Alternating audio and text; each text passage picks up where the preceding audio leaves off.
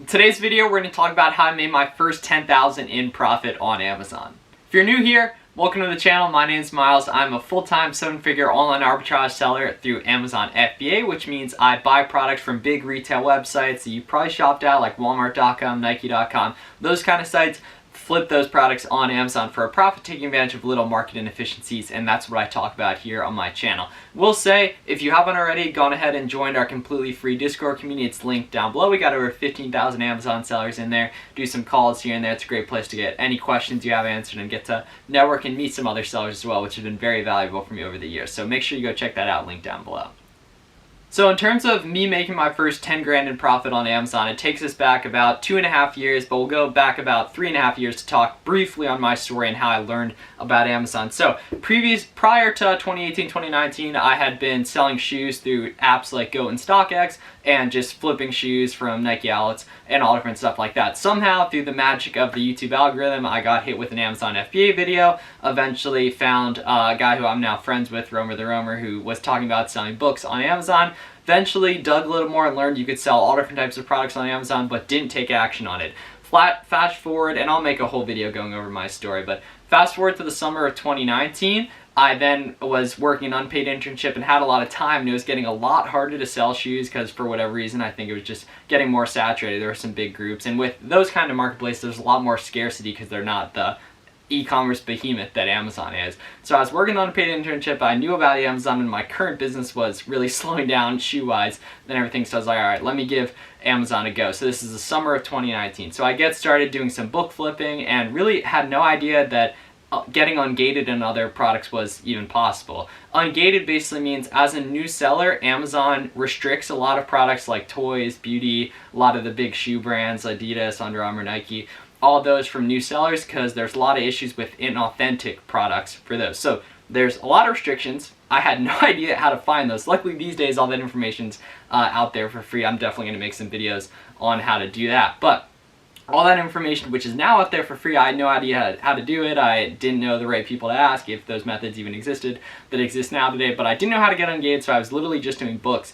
And that gets into the fall of 2019. I was back at college for the first time. It actually ended up being my last full semester before recent world events and everything that happened. And I ended up making around 11K in profit off those books in about 6 months. And there were two primary strategies I was doing, which is what we're going to talk about in this video. And this is completely different than what I do currently with online arbitrage and everything, because for context now, all those ungating methods are available, so I'm able to sell toys, I'm able to sell shoes, I'm able to sell, Legos, all different stuff like that, grocery, all those different types of items that back in the day I had no idea how to, so I literally thought you were only able to do books, and then eventually Amazon would just start letting you do stuff, and that really doesn't end up being the case. But there were two main strategies I was doing. So typically when you think of book reselling on Amazon, books are a great starting point because they're super cheap and inexpensive and they're abundant, right? You can find them in thrift stores, you can find them in library sales, those types of places. But the two strategies that ended up really working well for me was selling high-ticket textbooks, right? Textbooks that are like $50 to $100, right?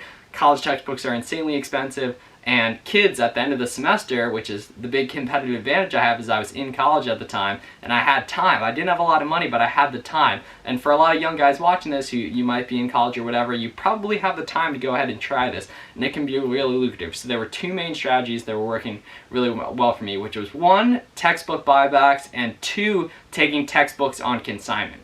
Buying back textbooks is very self-explanatory, right? Come the end of the semester, which was in November and December at my school, everyone was getting rid of their old textbooks, and so I was getting creative. I was posting on my Instagram story, Snapchat, asking kids on my soccer team, all of that, if they had any old books they were getting rid of that they didn't want anymore, because I wanted those, right? And so I was buying those back, typically for around like 10 to 30 bucks, some of the more expensive ones in that range, and I was able to sell some of those books for like $80 to $100 even used, because stuff is cyclical, right? Because just supply and demand in August and January, when the new semesters are starting at college, the demand spikes for certain books, and so the price goes up, and so it's very cyclical. So I was able to buy them in December at the end of that fall semester, and then in January I ended up doing pretty well selling those books on Amazon. So that was the first one, which was textbook buybacks. The second one was going ahead and actually taking in books on consignment. That's a little bit more complicated, but I was able to take advantage of this one because people trusted me, and I was a decent dude and everything, or I am a decent dude, and I was able to take books on consignment. This actually worked really well because I didn't have to put any money up front. So this is a really good idea as well. The nice thing with books too is the data is a lot more black and white because there's a lot less competition on different books. So, and I was only able to buy typically one of the same one from one person and all that, if that makes sense. With OA, online arbitrage, I'm typically buying dozens or eventually hundreds of stuff, so it's a lot bigger risk if something ends up going wrong and that the price tanks on something. But if I'm taking something on consignment and it ends up selling for 60 instead of the 80 that I expected, it's really not too huge a difference, and people are happy to do that. And the way I was able to track all of this was when I was listing products on Amazon, you can add in a custom SKU or decide not to. So for example, I would add in the SKU as the person's name and the date and maybe the price I listed at, so when I was going back and repricing. But those were working really well, buying back textbooks and taking them on consignment. And you can try either one. They're very synonymous as well, especially if you just live in like a college town. You can get really creative posting on Facebook Marketplace. I was really grinding and I was hungry, so I was doing Snapchat stories, Instagram stories, asking everyone. I was getting creative. I was hustling. You know what I mean? I was doing what I can to try to make some money with limited money, but I did have a lot of time, right? Because the options to make money were, I was still selling shoes at the time, but it was a lot harder to do, and I wasn't having as much success with the outlets. I could get a job for like 10 bucks an hour on campus, or I could probably, if you gave me an hour of concerted effort, I could make a lot more trying to hunt down books and everything. So that was awesome that it ended up being that I ended up making off those books over the next few months like over 10K, which was awesome at the time. That ended up being getting into 2020, I was making more, and eventually now obviously a lot more than that off Amazon, but in a completely different way doing the books.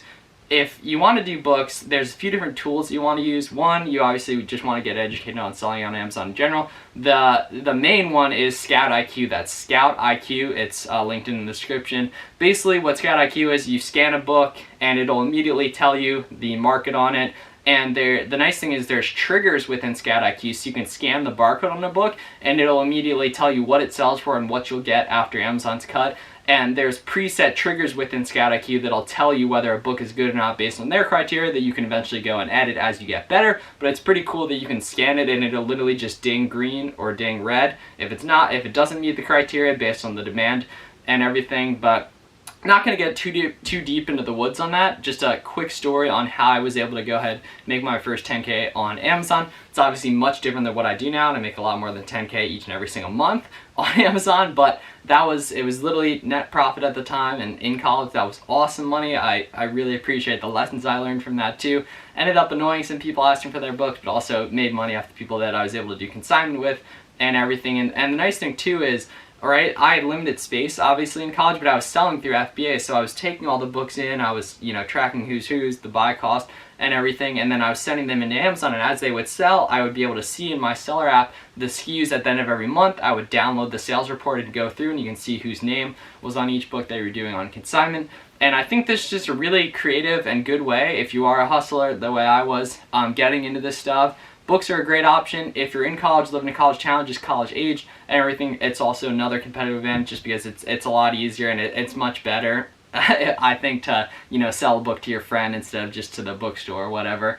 And all that. If people are very lazy, you can capitalize and do them a good service by taking their books off their hand and selling those on Amazon, or selling them for them, not giving them cash up front, which is very valuable. And so basically, to summarize and finish up, I was able to make my first 10 grand on Amazon by flipping textbooks and selling other kids' textbooks on consignment. So if you're a college kid, this is a very good opportunity, or if you have the time and you're in an area that you're around a lot of books, you can do the same thing, like going to thrift stores, library sales and everything, just getting creative, posting on Facebook Marketplace. But I was hustling, I was posting everywhere, Instagram, Snapchat, all those places, just trying to get the offer of I will either sell your books for you or take your books off your hands and buy them off you in front of as many eyes as possible, because pretty much everyone was a potential client in that case, because we all had textbooks for class, if that makes sense. Finishing off with a checklist of what you need. So how much money do you need? Really anything over like even 50 to 100 bucks is good. Obviously you could start with zero and do consignment and everything, but you will want to have a professional Amazon seller account, which is 40 bucks a month. I'm pretty sure they only charge you when you start selling.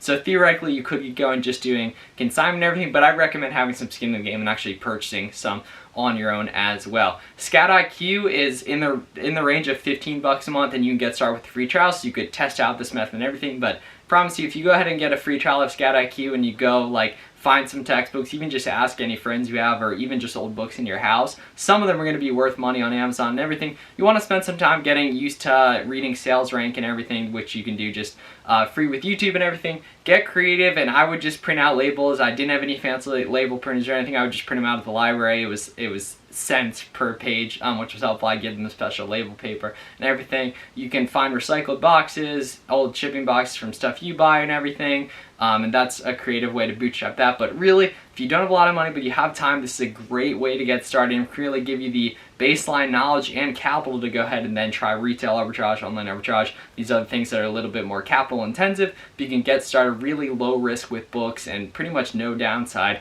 and get going and learn a lot, and eventually get the money you need and the knowledge you need to really do arbitrage well once you get started. And with that being said, thank you so much for watching. Make sure to subscribe below, check out the free Discord, and I'll see you in the next one, uploading Monday, Wednesday, Friday. So thanks a lot. See you in the next one.